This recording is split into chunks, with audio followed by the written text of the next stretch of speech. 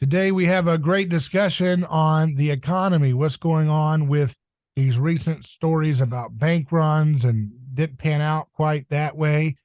People thought it was going to be around the nation on that Monday, but that didn't happen. But we have with us an economist, someone who we got to know through the Mises Institute, and his name is Peter St. Onge. How you doing, sir? I am great. How are you? We're doing great. So you are a fellow Floridian, and Yes. you're just down the road from where I'm at, and it's great to have you here in the Sunshine State, and a great opportunity to try to build conversations about liberty here in our neck of the woods as well. Of course, we're coming to a national audience, so everybody's got a lot of interest in this topic about what's going on with the Silicon Bank run and some of the other plots like Signature Bank, which is Barney Frank's enterprise that he is claiming was taken down because of its relationship to crypto. So just setting the stage here, you dive in where you think is a good starting point. Yeah, so we have a bank panic. I think a lot of us were surprised. The last one we had was 2008. Janet Yellen just last year, she said, I don't think we're going to see another bank crisis in our lifetimes. Jerome Powell, oh no, actually 4 months ago, the Nobel Prize was awarded to Ben Bernanke for discovering how to stop bank panics. I mean, you couldn't write this script. It's just they were in the middle of their victory lap and they did it again. And what it looks like, you got sort of three layers of the problem here. So the first layer is something that every bank is suffering, which is that the Fed yo-yoed interest rates. Okay. In the beginning of COVID, they dragged interest rates down to near zero. And the reason they did that was to cover the lockdowns. Okay. So everybody knew that the lockdowns were going to wreck government tax revenue, and they were also going to crush the economy. And so the Fed stepped in and said, yes, sir, we'll do what it takes. They crank down interest rates. That causes a sort of tissue fire in the economy where the economy temporarily burns very bright, but like a tissue fire, it goes away real fast. And in the meantime, of course, by lowering interest rates, they could make it much cheaper for the government to borrow money. And borrow it did. It was about $6 or $7 trillion they borrowed. And they basically used that money to euthanize the population, to get voters to accept lockdowns, right? Because you can kind of play the counterfactual in your head. So imagine if the Fed didn't step in to help ease the pain for the federal government. Then you can imagine a meeting at the government, the White House at the time, where some staffer would have walked in and said, okay, here's the plan. We're going to shut down half of the entire country. We are going to reduce, what do we have, 20, 25 million unemployed. We have all these unemployed people.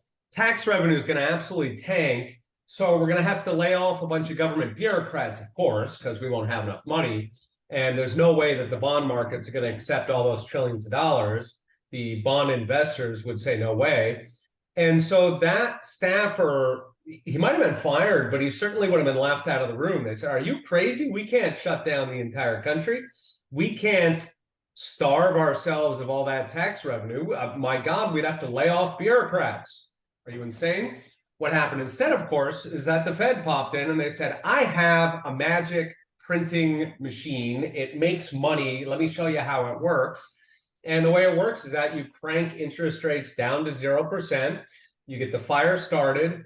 You saw all this stupid money going to stupid businesses where, you had Silicon Valley outfits that were losing money hand over fist. But who cares? It's free money. And of course, the reason that that's a bad idea, all of that reckless partying, is that it leads to inflation. So the inflation came, the Fed was shocked. Jerome Powell gave a speech last year where he said, he was asked about his failure to predict the inflation, and he said, well, we've learned how much we don't know about inflation. So why do you have a job, Jerome Powell? Why does your organization exist? If you walk away from this catastrophic mistake and your main conclusion is, well, we did learn something, though, there's that. So they ramped up inflation or ramped up interest rates to correct the inflation. Now you can pause for a moment there and you could say, well, what they could have done is they could have just gone back to the government and said, hey guys, you're overdoing it. Don't spend so much. We can't have all this money flowing in because it's driving up prices. And then the government could have reined in how much they're spending. Of course, that's not what the Fed does because the Fed answers to the government. It answers to politicians. It answers to banks. Both of them said, keep the pedal to the metal, keep going. Okay, well then what's left? And the answer is you crush the regular economy. You crush Main Street, the jobs, the consumer spending.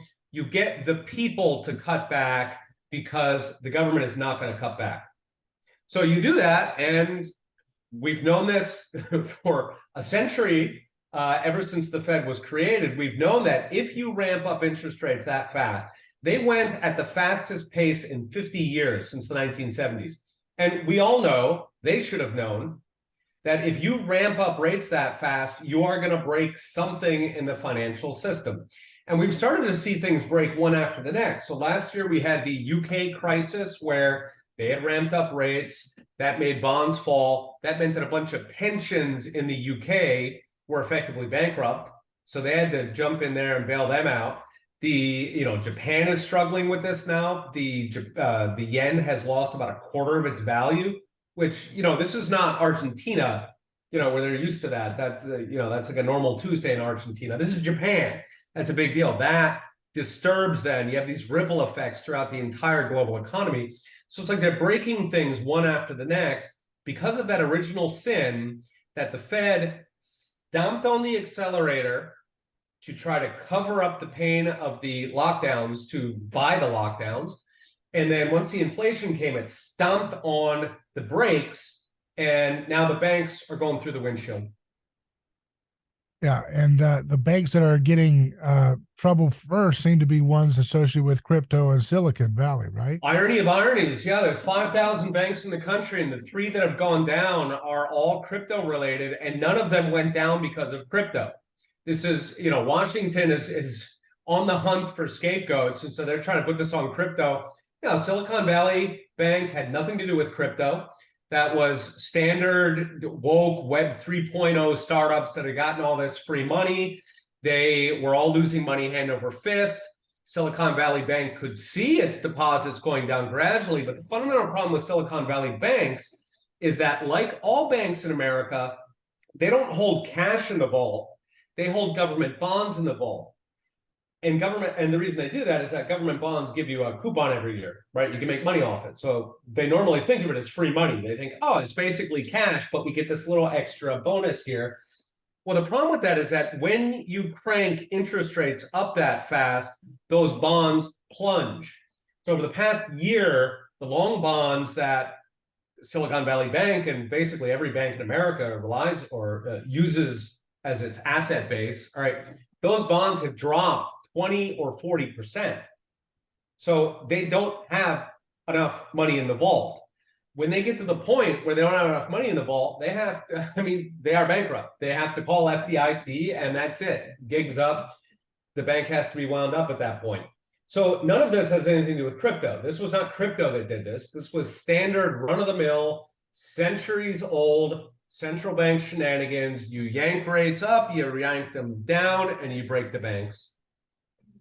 Another popular narrative that some of on the left were pushing was folks like David Sachs and Peter Thiel were to blame because these are Silicon Valley investors and so forth. Any thoughts on that narrative? Yeah, right. They're blaming the tech bros. They're blaming the reckless bankers. And all of that is true. However, all of those are people they created. If you hold interest rates to 0%, you get easy money. You get easy money and you get wacky tech bros. You're encouraging everybody to be extremely reckless. So yes, the tech bros had a hand in it. The reckless bankers dancing instead of doing their jobs. Yes, all of them had a hand in it, and all of them were created by zero interest rate policy. So isn't it a good thing, though, to hike the interest rates? Isn't that what we're supposed to do if we want to be bringing things back into some sobriety? Well, ideally, what you would do is reduce government spending. And then if you're going to hike interest rates at zero, we're certainly too low. But you would hike them slowly so that you're not breaking things and so that you're not concentrating the pain. In other words, the liquidation of the malinvestment, technically. But anyway, you want to hike them slowly so that you don't get a whole bunch of things crash all at once. So yes, there was a responsible way to get back to normalized rates, which might have been 3-4%, but you've got to do that slowly. What they did instead is they slammed on the brakes. And so that is what puts us into crisis. That, didn't have to happen if they had simply had that uncomfortable conversation with the federal government saying, we're not going to provide you with heroin anymore. You've got to get your addiction under control. You've got to quit it with the trillions. Do you see this Silicon Valley Bank? Now they got bailed out, right? Didn't they get their bailout? The bank itself is the shareholders and the bondholders, which are the two groups who sort of own the bank. They're getting wiped out. The bank itself is open again. It's being run by the FDIC. That's highly unusual. Banks fail all the time in America. Every week there's bank failures that just don't make the news. The FDIC knows how to do this. It does it real fast. Generally, what they do is when a bank fails, everybody up to 250,000, actually every account up to 250,000. So like you can be a billionaire, you can have thousands of accounts at a single bank and you'll get it all covered. But anyway, every account up to 250 is covered by the FDIC, which fundamentally comes from a sort of tax on bank accounts.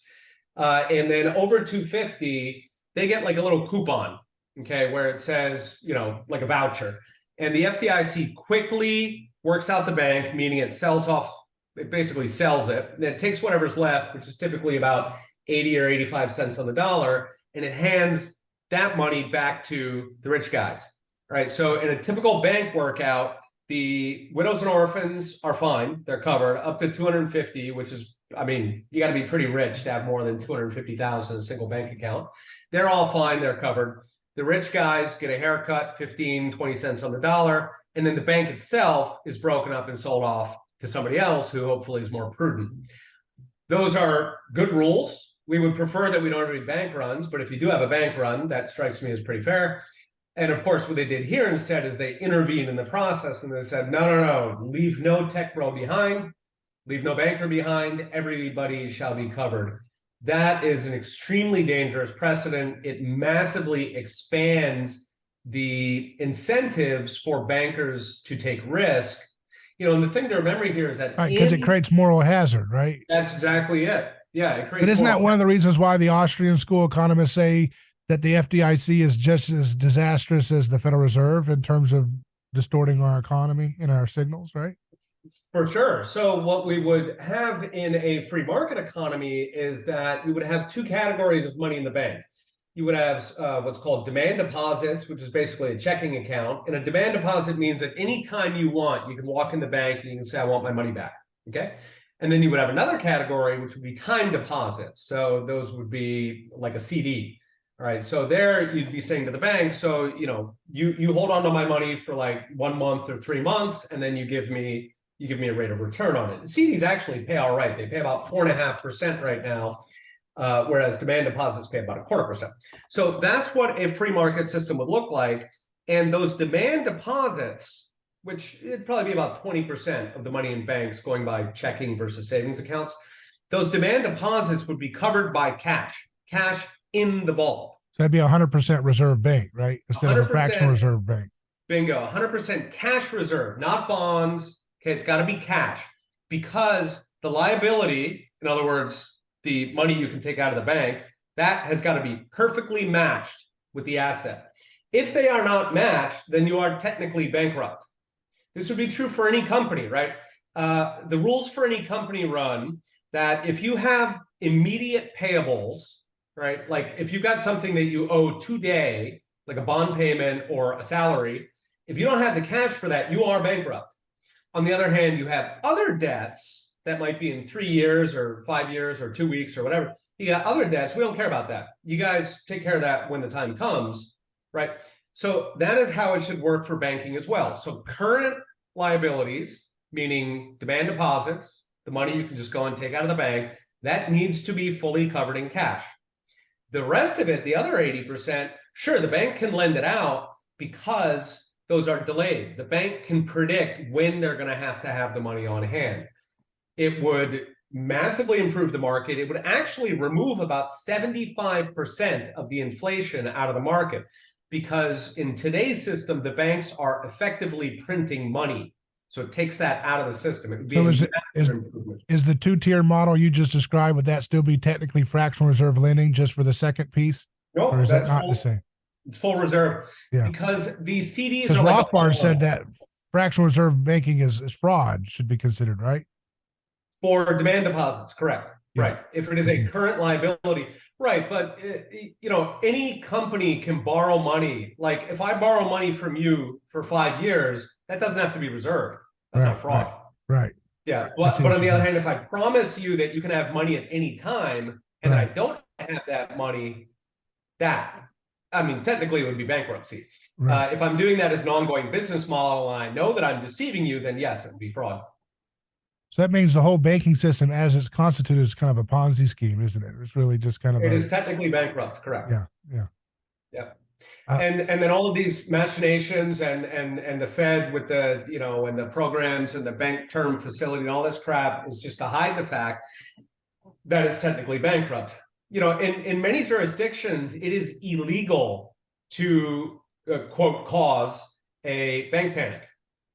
So, well, why would that be illegal? That's not illegal in any other context. Like if I claim that Walmart, is not a good company and that it's going to go bankrupt, that's not illegal. Why the special rules for banks? And the reason is because there's this illusion and it's very, very important for them to maintain it. Why? Because if people actually understood that the banks are technically bankrupt, the money you think is there is not there, right? The way banks should work is how grain silos work. Okay, the farmer, he's got his wheat. He takes that to the silo guy. He puts it in the silo. He pays the silo. This is a bailment. In other words, he is paying to store his grain. The grain better darn be there. So for demand deposits, the cash better be there. Without a FDIC or Federal Reserve or fractional reserve banking, how different would our economy be? Oh my goodness. Yeah. That gets into a big question. I've actually played with this just out of curiosity, and I don't have solid citations here. Take it with a grain of salt, but my back of envelope would be we'd be probably about 7 times richer than we are today if we never went the Federal Reserve route. And just for perspective, that would mean that you would make like $200 an hour at Starbucks. Most of us would probably work until we're 40, and then we just, chill out and play guitar and hang out with the boys by the fire. So it would be a very, very different place. So really the truly progressive position is to be against the central bank and all the other machinations. How bad is the FDIC compared to the Federal Reserve in terms of taxonomy of evil here and any other institution? Because I remember reading a lot of great books around the Austrians around the 2008 crash, and there was all these different, this bill, this, there's a whole host of things that create malinvestment, the great Austrian term that we hear a lot, and moral hazard. How do you classify these taxonomies of evils in terms of distorting our economy? Yeah, if we're putting them in a face-to-face battle, because if you're trying to do like across the board, then you got to bring in public education, you got all kinds of funny stuff. All right, so just face-to-face, Fed versus FDIC, I'm going to say 90% of it is Fed. Almost all of it is Fed. Because the core problem that the Fed does is this lender of last resort function, quote unquote, which is really just a standing bailout. And, we're seeing that now with the banks where, the Fed said, okay, the banks that already crashed, we're going to do this, or the Fed didn't say this, but anyway, policymakers, they're bending the rules on the FDIC to cover the bros. But for all other banks now, the Fed is saying, all right, we're going to take the garbage in your back room, all those bonds that have gone down, and we're going to give you at par for it, meaning that we know it went to 60 cents, but we're just going to pretend that it's worth $1. That is far more disruptive because it tells bankers, do anything you want, you're going to get covered. And, the important fact here is that in finance, almost always higher risk pays higher return. So the problem there is that if you're covering the risk, your entire financial system is going to turn into a casino overnight as fast as they possibly can. Why? Because they get more money for it. If I can lend a homeless guy $1 billion at 18%, I'm going to make a mint. And if I know that the taxpayer is going to cover the debt, once he ends up using it all, that's going to be covered. Yeah, I will route my entire capital base to the homeless of San Francisco. It is a moral hazard, perfect storm. And so do you believe this is kind of like the Bear Stearns moment, deja vu moment, or we're not there yet or something? Has it been averted so far? Okay, so if I were betting, I don't think we're going to get a systematic crash. And the reason is because what really turned 2008 into a real world ending crash was that they kind of stopped and started on the bailouts. So Wall Street was under the impression that everybody was going to get bailed out. And then Lehman was really the crash, because when Lehman came with their hat in hand, federal government said, yeah, no, too big. No, don't want to do it. God bless W for doing that. Of course, he lost nerve about 3 hours later. So unfortunately, if they had stuck to their guns, then we could have cleansed the system. We would have had an ugly recession. There's no doubt. It might have looked like 1920, where you had a lot of job losses. But out of 1920, it massively fixed our economy. It set the stage for a decade of fantastic growth. We could have had that. We had the recession anyway. So as long as you're paying the cost, you may as well purge the system. But that's not what happened. So now this time, I think everybody learned their lesson. And the lesson is, if a banker comes to you with a problem, you throw a ton of money at it. If they ask you for $1 billion, you throw 5. That is the lesson that everybody learned in the system, is how do you avoid pissing people off? You just buy any problem. So what are some lessons for, middle class and young people who are watching these stuff happen? I mean, obviously you're not giving it financial advice, but just generally speaking, I remember when I would, you'd interview Jim Rogers back in 2008, and he'd say, the bankers will be driving taxi cabs and the farmers will be driving Lamborghinis when this all sorts out. Obviously, it didn't quite go exactly that way, unless you got some government subsidies for your farm, big soy or big corn, and all that, when, what's going on with that. But what, in other words, the general point is that folks need to be investing in things that have real value, land, Yeah. assets, things that will be doing well during ups and downs and so forth. Yeah. Is that what people still need to abide by, those kind of principles in general, or should everybody just keep playing and partying along with all these speculators? Right. So me, myself, obviously not investment advice, but myself, I'm currently in hard assets. So gold, Bitcoin, real estate. These are things you can drop on your foot. Well, metaphorically, they hold their value no matter what inflation does. They are very good hedges. Beyond that, I think, in terms of, especially if you're young, the main thing I think is keep in mind that the vast majority of your net worth is in your skill set, your network, what kinds of problems you can solve that people need solving. It could be carpentry, it could be programming, it could be whatever. So, I think for young people, don't focus too much on your assets.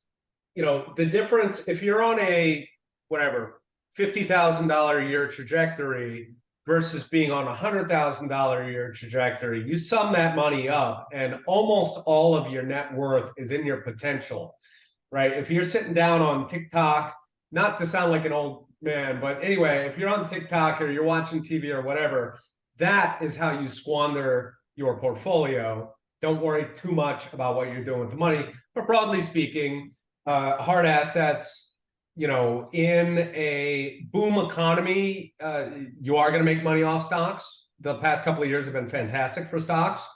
It might hurt you. You might feel like you're part of the problem in making the money, but at any rate, when times are good, it's generally a good idea to be in stocks. When times are choppy, as they are now, it's usually a good idea to park in something that's real.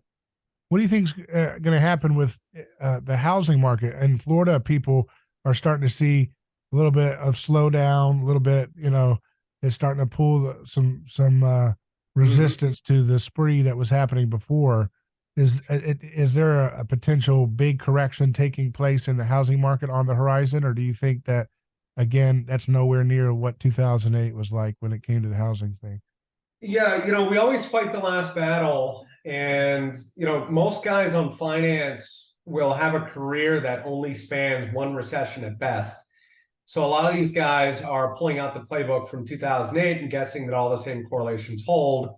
We just bought in Florida about a year and a half ago, and that was part of the calculation, right? Because inflation was already coming up, house prices were going crazy, and we kind of did the math on it, and we figured that yes, you may have a pullback. It might be large, it might be 10 or 15%, given the kind of movements that Florida has had. But the thing is that the beauty of a house is if it goes down 10%, so what? You're just living there. You don't really care what the price is until the day that you're interested in selling it. And so, just sit tight, it'll come back up. There's a lot of things in life that actually fluctuate all the time. We're just not aware of it because it's not market price. We were talking earlier about the earnings potential, okay? If you're in college and you're a comp sci major and you switch to art history, you have just lost $4.8 million, but you don't think of it that way, right? So, you want to kind of keep the big picture on this. And if you've got a house, the average house in Florida, I think is something like 400,000 at this point. If it moves 10%, if you sit there and think about the 40K, then you'll stress yourself. Don't think about it that way. Don't worry about it. In the long run, I think that the lesson of the past couple of years has been that inflation is going to go on longer than we thought and higher than we thought. If you've got that $400,000 house, every extra percent of inflation that the Fed pulls out of their rear end, okay, every extra 1% is $4,000 in your pocket. May not happen today because the market's doing this and the corrections and the blah, blah, but in the long run, and if you're buying a house, you probably have a pretty long horizon, 5-10 years at least, that's going to go in your pocket. So, as always, your portfolio should serve your life. If you're living somewhere and you're nervous about the house, stay put. If you're renting, I think honestly, you could make an argument that, if prices come down substantially from here, or even at these levels, you might go ahead and buy a house. The mortgage rates are crap right now. They're 6.5%. But because of these bank failures, there's a good chance that those mortgage rates will start coming back down. If they do, then you just refinance the house. So you bought it paying 6.5%, you refinance at 3.5%, 4%, you're sitting very pretty. What about the factor, like you mentioned about Jerome Powell kind of alluding that his job may be to sacrifice some employment here to get things under control? Would that be a factor in possibly spurring on a price collapse in housing? Because people who are buying these big houses are going to lose their job, not going to be able to keep that mortgage payment up. In terms of big, big price. Yeah, it's certainly possible. If we look back empirically at recessions, typically it's the low skill, so lower middle class and below, who really suffer the hardest. Dentists are usually just fine. The richer echelons, they may go from $1 million a year to 400,000 a year. That's a large number for them, but in terms of changing their lifestyles, I think people in general don't understand how equal spending is in the US, right? So generally, whatever the middle class spends, generally speaking, the rich only spend about twice that, and the poor only spend about half that. It's not nearly as unequal as it looks. And the reason is because even rich people save most of it. If you think of the rich people, I don't know, your car costs 30 and their car costs 60. It's really not that big a difference. So that means that even if those people are going from $1 million to 400,000, they're not really changing their lifestyles. They're not selling, half their house or something like that. They're probably just saving less, running down savings for a little while, things like that. So it seems to me that you would agree that we're going to go through some kind of, or maybe we're already in a recession with some inflation. So that's not, doesn't sound apocalyptic. It doesn't seem like the dollar is going to crash, but of course, as Austrians, you guys don't make time predictions on any of this stuff, right? I actually do make predictions. Oh, you do? Okay. Because I managed money for a decade. Okay, sure. Okay. making no prediction is the same as making a prediction, Right. in my opinion. So, I do give best guess, but always with a caveat. Yeah, well, how Um, does it? With that said, then how do some of these international factors like Saudi Arabia and Iran joining forces, and Russia and China and all these things consolidating away from a dollar-dominated system? Did that indicate the beginning of perhaps serious inflation coming home to roost in America? As because that's what I mean. I'm just going back based on my old textbook lessons I yeah, learned from right. some of the Austrians, where they said, like Ron Paul and Peter Schiff and folks would say, when they stop buying our treasury bills, when they stop importing our dollars, is the day that we're going to start seeing the full effects of how profligate the spending of DC has been. Are we in for that part now? Or, I mean, I obviously think, COVID accelerated yeah, that. right. I think it is coming, but that it's going to be gradual. I don't think it happens that fast. And the reason is because, the US dollar is the cleanest shirt in the dirty pile. So as crap as the dollar is, you have to beat something with something. And the euro is worse in every way. Every problem with the US is worse in Europe. That's also largely true for Japan. The Chinese yuan is an absolute joke. It's a controlled currency. It's worth whatever they want it to be worth. And generally speaking, China likes it to be cheap because it helps exports. So, and then, if you go to the rest of them, like Swiss franc and whatnot, they're just not big enough. They are not liquid enough, meaning that if you're a massive sovereign wealth fund with $1 trillion, you can't park it in the Swiss franc. It can't hold you. Trying to move in and out of it is going to make the Swiss franc bounce all over the place. So realistically, they're stuck with the dollar. The amount of dollars they need for trade is pretty small. China is more or less paying people to use the yuan as like a PR campaign. So, they're saying, buy our crap, use our CBDC, and we'll give you a discount. So, bless their hearts for giving away the farm, but fundamentally, I don't think it's a threat. Down the road, the only thing that I think could really do the dollar in is if we are, less responsible than Europe, Japan, China. I don't necessarily see it on the horizon. I think this irresponsibility is really a global thing. And in fact, if the entire fiat edifice collapses, which I think this has accelerated it. I don't think it's right around the corner, but the whole COVID, inflation, crash it sequence, I think, has accelerated the death of fiat. And what we're likely to see if fiat does go is that the strongest currencies will actually benefit. So I think the way I put it is the road to fiat's death is littered with the corpses of the weaker currencies. The stronger currencies will actually benefit. So if fiat is doomed, the single currency that it could actually paradoxically benefit is the US dollar. And we see this all over the world, right? So if you are a middle-class Mexican, you might have some pesos for daily transactions, but your life savings are not in pesos. They're in dollars. So if you get to a point where Germans and Japanese and Australians are all So it's parking like their a life sinking savings, ship of fiat, and the strongest one, they're all going to and crawl up to that as a bingo, safe. yeah, Yeah. yeah, beautiful metaphor, exactly. Interesting.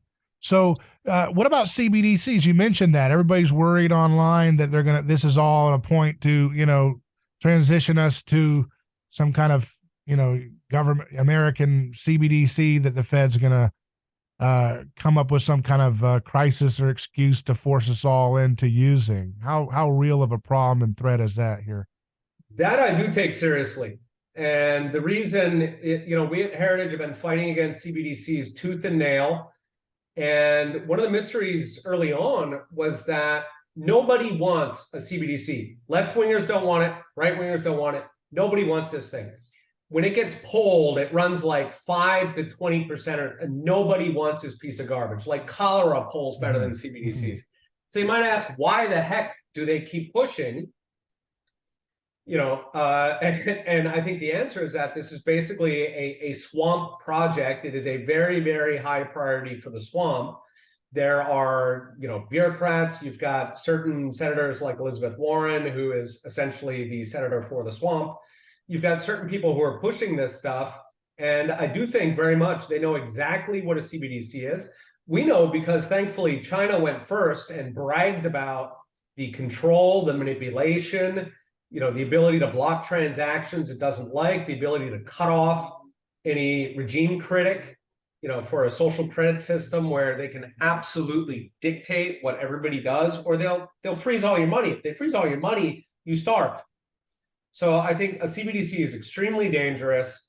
And these bank runs, especially if you consider the argument that these bank runs to a certain extent might have been engineered as an anti-crypto move, I think the jury's still out on that. But if that's the case, then it starts to lend credibility to the argument that somebody somewhere is moving things in the background to try to move us towards this sort of surveillance coin where the government can control everything. What's in it for them? Well, of course, they like the control. They can channel money in whatever direction they want. They could force you to invest in, green startups. They, could stop donations to protesters. And of course, a CBDC, one of the big benefits for Washington is that it would be very, very easy for them to do a push button UBI, where they essentially just hit a little button and everybody gets a certain amount of money. Be very easy to program it in where you say, no, the rich people don't get the money, the poor people get the money. You would try to aim that at whatever Democratic voter base. I'm assuming the Democrats are the ones doing it here. You could get to a world where the government could, sort of put the bread and circuses on steroids and could get the people to do whatever they want. And I think it's clear that none of this hyper financialization of the economy is a product of a free market, and that needs to always be for sure reiterated here. Absolutely. That this is a completely artificial government and position that has created these types of conditions that we should even be considering this nightmare scenarios that you've painted. I really appreciate your time. What are some ways people can follow your work or any projects that you'd like to mention while we have you? I'm on Twitter, Prof Stonge, so PROFSTONGE. Also on Rumble now. I just started doing videos. Let's see. And then, of course, visits at the Heritage Foundation. We are a hell of a lot more based this bailout than we were last bailout. We are dead set against it. Our CEO was giving a talk the other day. He said, hell no. So we are fighting it with everything we got. I appreciate your time. Thank you, sir. Always.